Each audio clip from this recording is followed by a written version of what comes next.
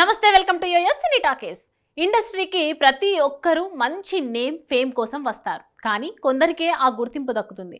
మొదట్లో ఏదో కాంట్రవర్షియల్ కాన్సెప్ట్తో బాగా వైరల్ అయినప్పటికీ అనంతరం పెద్దగా అవకాశాలు రాక ఇండస్ట్రీకి దూరం అవుతూ ఉంటారు.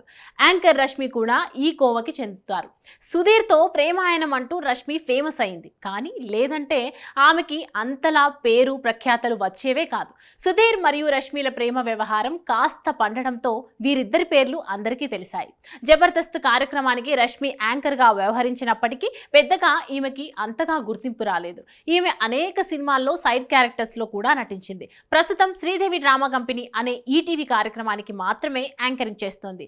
ఇతర షోస్లో ఎక్కడా కనిపించడం లేదు రష్మి. కేవలం ఒకే ఒక షో ద్వారా ఎక్కువ సంపాదించలేకపోతోంది. తాను సంపాదించినవి మొత్తం తన కాస్ట్యూమ్స్కి ఖర్చు అయిపోతున్నట్లు తెలుస్తోంది. ఇక ఈటీవీ వారు కూడా సరైన తేదీలకు శాలరీ ఇవ్వకపోవడంతో ఈమె అనేక ఇబ్బందులను ఫేస్ చేస్తోందని సమాచారం.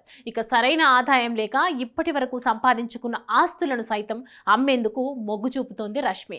ఇక ఈ ఆస్తులను కొనేందుకు ఒక హీరో ఇంట్రెస్ట్ చూపిస్తున్నట్లు తెలుస్తోంది. మరి ఆ హీరో ఎవరో తెలియకపోయినప్పటికీ ప్రస్తుతం ఈ వార్త సోషల్ మీడియాలో వైరల్గా మారింది.